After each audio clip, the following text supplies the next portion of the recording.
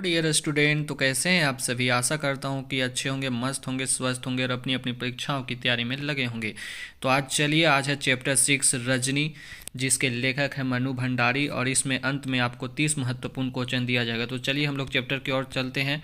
ये है हमारी लेखिका मनु भंडारी, उसका आप यहाँ पे आप फोटो देख सकते हैं। इनका जन्म 1931 मध्य प्रदेश में हुआ था। इनकी प्रमुख रचनाएं हैं मैं हार गई, 3 निगाहों की एक तस्वीर, यही सच है, त्रिशंकु इत्यादि, और बहुत सारी इनकी रचनाएं हैं। इनकी पटकथाएं हैं रजनी, निर्मला, स्वामी, दर्पण। इनका निधन 2021 में हुआ है। भंडारी हिंदी कहानी में उस समय सक्रिय हुए जब नई कहानी आंदोलन अपने उठान पर था। नई कहानी आंदोलन छठा दशक में जो नया मोड़ आया, उसमें मन्नू जी का विशेष योगदान रहा है। इसका मतलब हुआ दोस्तों कि ये जो मनु भंडारी हमारी लेखिका है, वो नई कहानी आंदोलन से जुड़ी हुई एक महत्वपूर्ण लेखिका है। और इनकी रचनाओं में पारिवारिक जीवन, कहीं नारी जीवन और कहीं समाज में विभिन्न वर्गों के जीवन की झलकियाँ मिलती है। इनकी आज हम जो पटकथा पढ़ेंगे उसका नाम है रजनी। यहाँ आप मनु जी द्वारा लिखित एक पटकथा पढ़ने जा रहे हैं। पटकथा यानी पट या स्क्रीन के लिए लिखी गई वह कथा जो फिल्म या स्क्रीन के लिए भी हो सकती है। मतलब पटकथा कहते हैं दोस्तों कि जो आप सीरियल देखते हैं, हमारी माँ जो बैठ के घर में सीरियल देखती है, उसे पटकथा कहा जाता है। और ये कहानी भी जो है सो पटकथा के आधार पर ही लिखी गई है। चलिए आगे देखते हैं। और इसके निर्देशक हैं बासु चटर्जी। तो इसकी पटकथा है रजनी, उसके निर्देशक हैं बासु चटर्जी।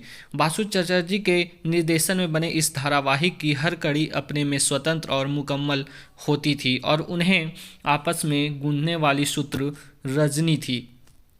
कौन थी? रजनी थी। इसका जो मेन कैरेक्टर है वो रजनी है। चलिए अब आगे हम लोग देखते हैं इसके मेन कैरेक्टर कौन कौन है। रजनी है, रजनी के पति रवि हैं, लीला है जो कि उसकी नेबर रहती है, उसकी पड़ोस में रहती है, और अमित लीला का बेटा है। और ये पाठक जो है मिस्टर पाठक, ये गणित के शिक्षक हैं। इसका एक महत्वपूर्ण तथ्य है कि प्रस्तुत अंश में भी व्यवसाय बनती शिक्षा की समस्या की ओर ध्यान खींचता है। जब आप ये कहानी पढ़ेंगे दोस्तों तो इसमें पाएंगे कि जो हमारी शिक्षा व्यवस्था है, लोग उसको ट्यूशन के आधार पर व्यवसाय के रूप में परिवर्तित कर रहे हैं। उसी पर ये पटकथा बनाई गई है, और इसी के विरुद्ध में जो हमारी रजनी है ये लड़ाई करती है। तो चलिए अब हम लोग आगे बढ़ते हैं और आगे कुछ प्रश्न देखते हैं। प्रश्न नंबर 1 है दोस्तों कि रजनी ने अमित के मुद्दे को गंभीरता से लिया क्योंकि, अब इसका आंसर होगा क्योंकि वह अमित से बहुत स्नेह करती थी। अमित उसके मित्र लीला का बेटा था। वह अन्याय के विरुद्ध आवाज़ की सामर्थ्य रखती थी। उसे अखबार की सुर्खियों में आना था। जिसका आंसर होगा ग। वह अन्याय के विरुद्ध आवाज़ की सामर्थ्य रखती थी। वह एकदम चाहती थी कि अन्याय के विरुद्ध आवाज़ उठाया जाए। प्रश्न नंबर 2 है रजनी पटकथा से आपको क्या संदेश मिलता है। इस पटकथा से हमें अन्याय और झूठ का विरोध करने की प्रेरणा मिलती है। यदि हम अन्याय को सहन करते रहेंगे तो अन्याय करने वालों का हौसला बढ़ जाएगा। हमारी तरह और भी बहुत सारे लोग हैं जो उसका अन्याय सहना पड़ेगा। कोई भी कदम उठाने से पहले यदि गलत का निर्णय अवश्य कर लेना चाहिए। इसका मतलब हुआ दोस्तों कि कोई भी कदम उठाने से पहले सही गलत का निर्णय अवश्य कर लेना चाहिए। गलत बात के लिए अध्यापक, प्रधानाचार्य, शिक्षा निदेशक आदि किसी का भी विरोध करना पड़े तो करना चाहिए। पाठ पढ़कर लगता है कि जैसे कृष्ण ने अर्जुन को युद्ध करने की प्रेरणा दी थी, वैसे ही हमें रजनी ने गलत के विरुद्ध संघर्ष करने का शिक्षा मिलता है। इसका मतलब हुआ दोस्तों कि यदि कोई भी हो, यदि वो गलत कर रहा है तो उसका हम विरोध करना चाहिए, यदि वो हमारे सगे ही क्यों नहीं हो। हमें इस पाठ से वैसे ही शिक्षा मिलती है। चलिए क्वेश्चन नंबर 3 देखिए कि रजनी पाठ की लेखिका कौन है। तो आप सभी जानते हैं इस पाठ की लेखिका हमारी मनु भंडारी है। चलिए नेक्स्ट क्वेश्चन देखते हैं। रजनी के लिए लीला कौन सी मिठाई मंगवाई थी। आप पाठ में पढ़े होंगे कि रजनी के लिए लीला ने केसरिया रसमलाई को मंगाया था, केसरिया रसमलाई मंगाई थी। क्वेश्चन नंबर 5 देखिए। अमित के गणित में कम अंक आए थे। अमित को गणित में कम अंक आए थे। आपने देखा था कि उसका कम अंक आए थे। क्यों आए थे?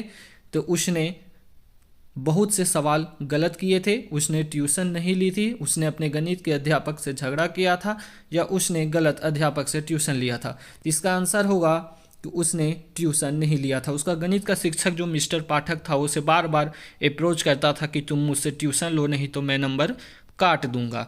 चलिए आगे बढ़ते हैं क्वेश्चन नंबर 6 की तरफ। अमित को गणित में कुल कितने मार्क्स आए थे? अमित को गणित में कुल कितने नंबर मिले थे? तो इसे कुल कितने 72 अंक मिले थे। इसे 72 अंक मिले थे।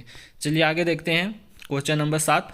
रजनी पाठ किस विधा पर संबंधित है? रजनी पाठ किस विधा से संबंधित है? विधा मतलब होता है ये कैसी एक संबंधित पाठ है। तो ये एक पटकथा है। पटकथा मतलब इसमें बहुत सारे कैरेक्टर होते हैं और उनका बोल चाल भी सारा चीज़ इसमें लिखा होता है। चलिए क्वेश्चन नंबर 8 देख। चपरासी रजनी को अंदर क्यों नहीं जाने देता है? क्योंकि रिश्वत ना देने के कारण। वो देखती है कि जो उसे रिश्वत दे रहा था वो उसे अंदर भेज रहा था, जो उसे रिश्वत नहीं दे रहा था वो उसे अंदर नहीं जाने दे रहा था। चलिए क्वेश्चन नंबर 9 देखते हैं। बोर्ड प्राइवेट स्कूल को मान्यता देने के बाद कितनी ग्रांट देता है? तो वो है 90%। क्वेश्चन नंबर 10 देखिए। कौन अन्याय का डटकर मुकाबला करता है? इस कहानी में आपने देखा होगा कि कौन अन्याय का डटकर मुकाबला करता है? तो प्रधानाध्यापक नहीं, ये गलत है। आगे देखिए तो इसमें रजनी जो है सो अन्याय का डटकर मुकाबला करती है। आगे देखिए दोस्तों क्वेश्चन नंबर 11। बोर्ड ने रजनी के प्रस्ताव को कैसे स्वीकार किया? तो बोर्ड ने रजनी के प्रस्ताव को ज्यों का त्यों स्वीकार कर लिया था। Question number 12। अब यह रजनी कोई और मुसीबत खड़ी न कर दे, यह कथन किसका है? तो आप ये देखते हैं कि यह कथन लीला का है। जब रजनी लीला से कहती है कि कैसे वो अमित का नंबर काट सकता है, मैं स्कूल में जाकर बात करूंगी, तो इसमें लगता है लीला को कि रजनी स्कूल जाएगी तो कोई मुसीबत खड़ा कर देगी। चलिए अब आगे हम लोग बढ़ते हैं क्वेश्चन नंबर 13 की तरफ। कि शिक्षा के क्षेत्र में फैली इस दुकानदारी को बंद होनी ही चाहिए, यह किसका कथन है? शिक्षा में जो फैली हुई दुकानदारी है, जो यहाँ पे लोग इसको शिक्षा को व्यवसाय बना दिए हैं, इसको कैसे ख़त्म करना चाहिए, ये कौन बोलता है? तो ये तुम्हारा संपादक बोलता है। ये संपादक बोलता है। चलिए आगे बढ़ते हैं। प्रश्न संख्या 14।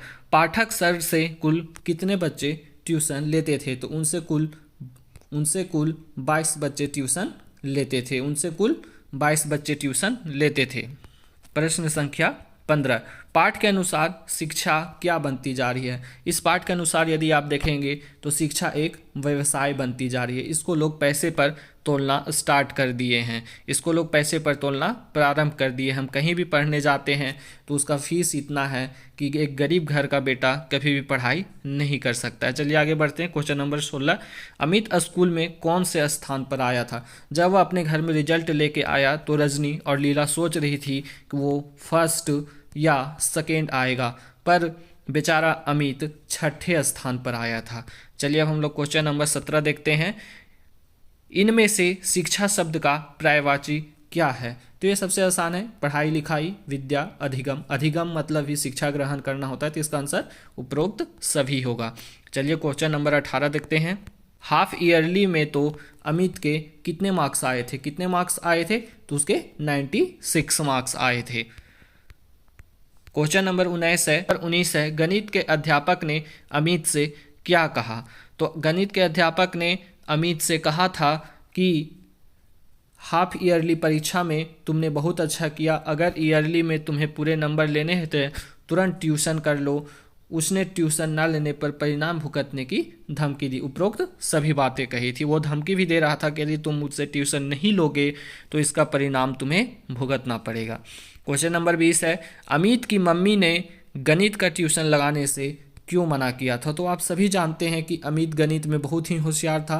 वह गणित में बिना ट्यूशन लिए ही अच्छा नंबर लाता था। इसके अलावा उसे अमित की प्रतिभा पर भी भरोसा था, इसीलिए वो सोचती थी कि अमित गणित में तेज है ही तो उसे ट्यूशन लेने की कोई ज़रूरत नहीं। वो बेचारा इंग्लिश में थोड़ा कमज़ोर था तो उसे इंग्लिश का ट्यूशन लगा दिया गया था। चलिए क्वेश्चन नंबर 21 देखिए। विद्यालय में किस तरह के हेडमास्टर होने चाहिए? पाठ के अनुसार विद्यालय में किस तरह के हेडमास्टर होने चाहिए?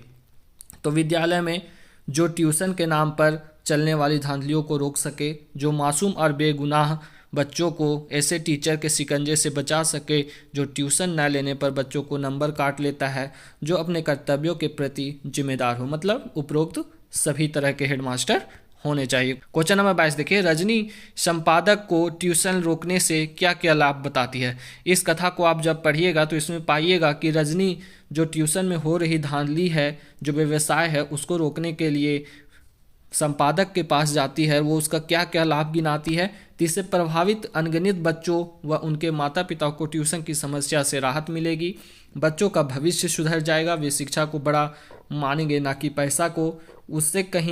उससे उन्हें अपनी मेहनत का फल मिलेगा। तो उपरोक्त सभी होगा। चलिए आगे बढ़ते हैं दोस्तों। रजनी के पति का क्या नाम है। तो रजनी का पति का नाम रवि है। आगे बढ़िए। क्वेश्चन नंबर 24, रजनी धारावाहिक के निर्देशक कौन है। तो इसके निर्देशक बासु चटर्जी हैं। बहुत बहुत धन्यवाद आपका दोस्तों, आप यहाँ तक जुड़े रहे।